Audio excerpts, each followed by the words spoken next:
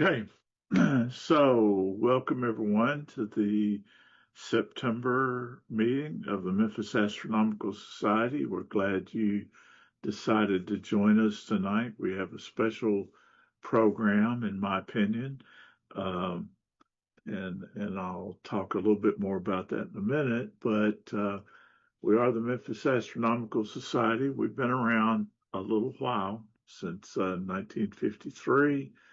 We have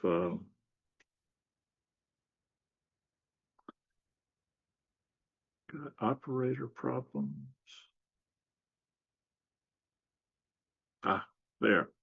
We have a QR code. That's an important thing. We have it on our little cards that we can give away. In fact, next time you're at one of our events, you want to pick up some of our handy dandy information cards that the QR code on the back and a list of reasons why you should join the Memphis Astronomical Society.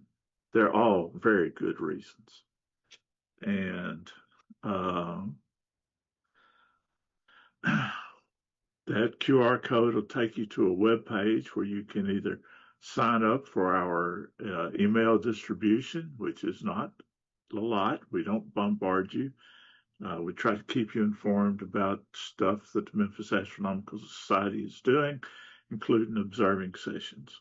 Or you can actually sign up to join as a member, which gets you some additional features like our new monthly newsletter and access to our private dark sky observing site, which is easily worth the $25 a year fee. So think about it, join us. And if none of that stuff is what you need, if you just want to support what we do, still a bargain at $25, I think. We have a calendar on our website, and this month we've got some observing sessions outlined. We've got Saturday night, September the 20th, is our semi-annual Village Creek Star Party over just a little north of Forest City, Arkansas, at Village Creek State Park. Nice dark skies, and this time we're going to be in a different spot at the park instead of up there in the gravel horse pit drive thing, whatever you want to call that. We're going to be down closer to the visitor center and a large field where the ballparks are. So come join us for Village Creek. And this is also a reminder to our volunteers that bring telescopes to please go ahead and sign up. I'll send out an email notice shortly. Also on the 27th, Saturday, we'll have a public session down at Beale Street Landing. And that's where a few of us take telescopes and mostly do some solar observing because it starts at 6, which is way before the sun goes down. And then as the sun starts to go down, we might get a glimpse of the moon or some other bright objects in the Memphis light pollution. But we're up there to talk to people and show them the solar stuff. Milan typically has at least a hydrogen alpha and a white light telescope trained on the sun, so it's pretty interesting observing. Then on Saturday, October the 4th, is International Observe the Moon Night. I'm not sure that we have a planned event for that at present, but if we don't, I'm sure we'll come up with something. If not, just clouds. I'd like to welcome our new members, Robert Wallace. Welcome to the Memphis Astronomical Society. Will Wright. Any relation, Steve? Anyway, Matthew Nastasi, Nathan Bradley, and Jacob Lemon. Welcome to the Memphis Astronomical Society. Are any of you here tonight? Let's see anybody. That's a pretty standard affair. So we have a newsletter, And this month's newsletter has a couple of interesting articles. One about Cooper, who's going to make a presentation for us tonight, and another VIP among us in the form of a Emmy Award-winning astronomy telescope driver. Turns out the solar eclipse work I did with NASA and the Exploratorium Museum last year, of all things, got an Emmy for Outstanding Live News Special. And I don't think any of us saw that coming. I found out about it about a week after it happened. And I'm just blown away by it. My statue is in the mail. So what a hoot. Turns out, though, that when this was particularly, it was one of those events that for me was just all serendipity. I got down there and realized I'd left a key component of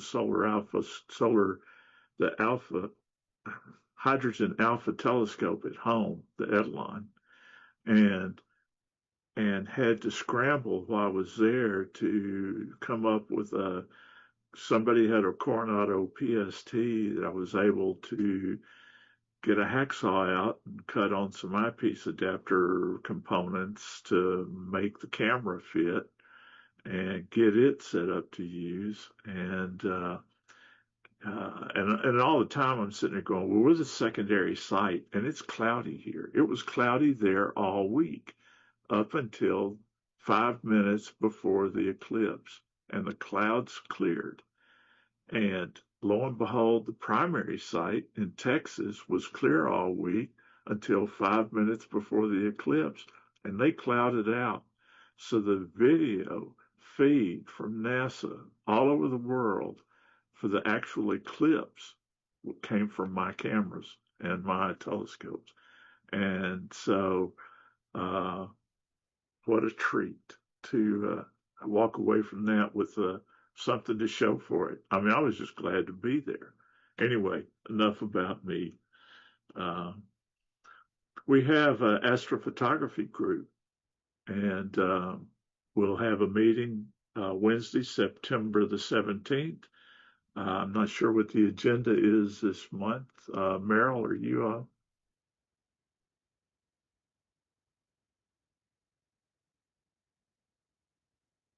Well, Meryl's here, but he's muted, so maybe we're going to have one of our newer. I heard my name. I was on the phone. Okay, go, Meryl. What's the question? The agenda for the astrophotography meeting. Oh, the agenda is Adam Roach, who's our rising star. Go. And one of the things we bought him was the Pix Insight. So he's going to start from the word go on some data and then process it with all the help of the group that we can give him for that 2 hours. So it should be a good learning session for all of us, actually. Oh, very good. Very good. Looking forward to that one. So that's this coming Wednesday, the 17th at 7 p.m., a Zoom only meeting. So join us. Yeah, great. Then the Memphis Astronomical Society has some swag, and among some of that, what's not available there, if you come to one of our public observing sessions and you don't have a red light, a red flashlight, you can get one with a Memphis Astronomical Society logo on it, all handmade by me, and they are free for you to have. So come to one of our observing sessions and forget your red light. I'll have one for you. But if you want a t-shirt or something, check out our swag on Cafe Press. Also, there's an upcoming event at the University of Memphis. I think it's called World Space Week event. They're going to have 4 Apollo flight controllers there to share memories and film clips from the documentary Mission Control: The Unsung Heroes of Apollo. I think Bill Wepner, who is a member of the Memphis Astronomical Society, was involved in getting that arranged to bring these other mission controllers to Memphis for this event. And there'll be Friday, September the 26th at reception at 5, program at 6, and additional information here. We'll also get this information posted on our Facebook page and probably try to get something up on the website as well in case you don't remember it. But encourage you to go out and let these old timers know how much we appreciate them helping the human race expand its horizons. So thanks, Bill. Then we'll have for a presentation tonight. We'll have, and I was thinking about this the other day. The Memphis Astronomical Society Board of Directors, which I've been a part of for many years, and we've often talked about how to, some of us are getting kind of old, long in the tooth, so to speak, and we talk about how do we get young people involved. And quite honestly, our idea, most of the young people that show up with an interested in astronomy these days are in their 30s or maybe even 40s. I was in my late 30s when I got involved. And so the idea of a young high school student getting as deeply involved in this hobby as Cooper has is just exciting to us. And we have tried to support him in every way we can in his endeavors. And he was able to work his way into an astronomy camp this summer, which we're excited to hear about and jealous that I'm too old to go. So glad to have him here to talk about that. But in the meantime, and before we start that, I want to share a different screen and let's see, talk about something that our host from the Rhodes College, Miss Ann Viano, has got some exciting news to share with us about a project that her students have worked on. So, Ann, you want to tell us about the launch? Sure, I will tell you. But first, I just want to say, Cooper, I am so excited to hear about your summer adventure and just so happy that you are interested in astronomy and you decided to become a member of MAS. That's fantastic. But what you're looking at is the countdown to a launch of a resupply mission to the International Space Station. And in those cargo holds where they're sending up food for the astronauts and supplies, there is extra space. And so they allow small satellites to go up to the International Space Station, which are then ejected from the space station into low Earth orbit they last about a year and then they burn up on re-entry. And Rhodes College was fortunate enough to be sponsored by NASA to get a free launch to space. So we have spent 5 years. We actually started before COVID, working on this satellite. I think I gave a presentation to MAS about this maybe about a year ago. And it's finally time for our CubeSat to go to space and to dock. It'll dock with the rocket will dock with the International Space Station. And then maybe between 2 weeks and 2 months from now, the actual satellite, along with all the others that are up there, will be ejected into orbit from the International Space Station. So we're very excited. I'm fortunate. I'm taking some students to Florida and we get premier NASA viewing to see the launch. So it should be very exciting.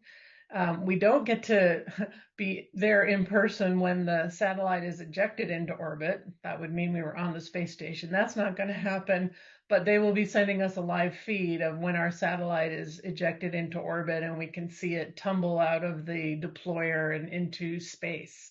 So we're super excited and we're just hoping for no hurricanes and no major explosions, no anomalies.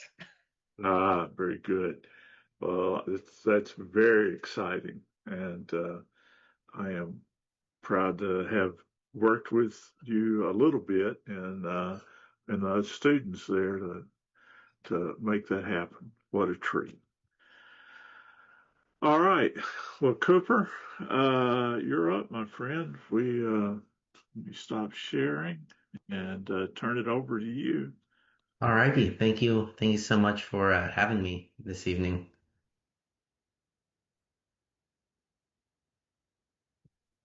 All right, just to make sure, can y'all see the my screen? Yes, and of course that if you can minimize the impact of that header at the top, that'd be great. Okay, I'm still not for sure how to do it, but from my perspective, this is the best I can do right here.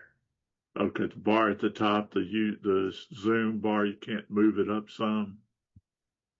Let's see. Whoops, that did not do it. There we go. I think that should do it. Ah, that's better. Yeah, thank you. All right. Great, thank you. All right, so yeah, I'm just here to talk about my astronomical journey and especially what I did at Astronomy Camp in Arizona. Before I go to that, I actually, a little bit about me. I'm a junior at Lausanne. I've been a member in MAS since 2022. And I first met MAS when they did a viewing at the Pink Palace in the winter of 2022. And after that, I really got a lot more involved with them, and just really cool because I love astronomy and I love telescopes. That's me at U Chicago when I toured, and behind me is their observatory up there. And I'm in Molly Wynn Youth and Government and also on the Knowledge Bowl team. So if you watch WREG on especially this spring and fall and early summer, hopefully you'll see our team do well this year. So here's hoping. But before we go into camp, I just want to talk about the solar eclipse. And in 2024, I know Ricky did a lot of cool stuff with that. My viewing was in Dexter, Missouri, which is around a 2 hour drive from Memphis and around Sykeston. And we were at a little airport, and the skies were clear like the entirety, and so you could really get a sense of it, and it was really cool. That's the eclipse from my 3-inch telescope there. And I did some science experiments, but first at my school at Lausanne, we have some beehives there, and one of my teachers and my mentors has a little GoPro, and so we actually set it up at the beehives during the eclipse, and so you can see the catalog of the hive activity. And around 157 was maximum eclipse at 97 in Memphis. And so at 157, you can see a lot of these around the hive because they think that it's starting to get dark in the middle of the day when it shouldn't have. And so they're all really confused and all like going into the hive thinking it's time, it's nighttime. And then at 2:06 when the moon started to go away from the sun, and that's when a lot of the bees started to exit the hive. And so it was a really cool thing that we did. And at the observing site itself, I brought a thermometer as well as a Geiger counter, and that was something I was really excited for. And you can see on the graph on the left is the radiation, and so at totality, which was 2 p.m. in Missouri, you can see that it was the radiation and both the radiation and the temperature went down, and there was a really good temperature decrease at the site. And then right before the totality, you got that cool breeze coming from coming from the southwest because that was the direction that the eclipse was coming from. And so you got that cool breeze from the temperature come hit us. And during totality, it was dead calm, and it was really one of the coolest events in my entire life. And I'm really, really glad I went there. And now on the what y'all are excited for, I know Rick and you were really excited for this. So this is a little edit I did for camp, and I'm gonna show y'all that before I get into camp itself.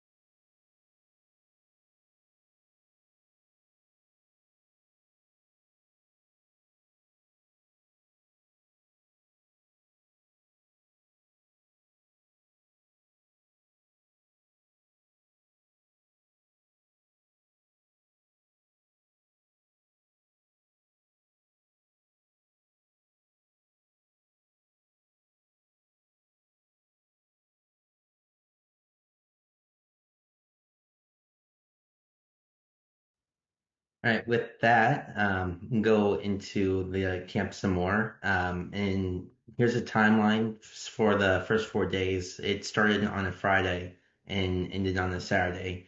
And so the first 4 days we were at Mount Lemmon, which is a mountain above Tucson. And then Tuesday and Wednesday we did a day trip to Mount Graham, which, if you don't know, is home to the LBT, the Large Binocular Telescope, and it's also the world's largest telescope. And then the last few days we spent at Mount Lemmon as well. Some fun things we did. You can see the picture on the right is Starlink mission 15-9, and we saw that from the top, and that was really cool. We were watching it like for I want to say like 20 minutes, just looking at it, and it was really cool. I've never seen a launch in my life, and it was a really unique experience for me. One thing that we all loved was Coldplay, and one thing that we no one liked except me was Benson Boone. So I was trying my best not to play Coldplay or Benson Boone while we were stargazing, but we also hiked the Mount Lemon Trails and watched the sunset, and some daytime activities. Sleep we slept during the day, and that's me there trying to get sleep at the LBT when they were trying to wake me up to do some observing. And we also did some presentations from our camp counselors who were all graduate students, usually at the University of Arizona. And there were also some teachers and professors like Professor McCarthy. And we also just did some researching on stars and constellations and data collection from our spectroscopy and our radio astronomy. And then our research projects, everyone did a research project, and I was a part of one, but I also helped one of my friends, Kodiak, there with collecting some of the data. And so the first one was the 3D telescope construction project, and that was something I really wanted to do because I've done it before with you, Rick. And so telescope, that's what a telescope is, the hardest thing to build. And it really was. Our camp counselors just gave us all the materials, our mirrors, our everything, and they just said, "Here it is, build us a telescope." And so that's really what we did. We had to find our focal length by ourselves, and that was really difficult, but we were able to get that done. There's some pictures of the moon, and it was around a 4-inch mirror, so not a really big telescope, but we were still able to get some pretty good images. And in Arizona, the official planet of Arizona is actually Pluto. And so Dr. McCarthy was telling us that Pluto is a planet in Arizona, and because Pluto was basically discovered there in one of the observatories, and so that's the 10th planet, not the ninth, because Pluto is still a planet if you're in Arizona. And here's a little time lapse.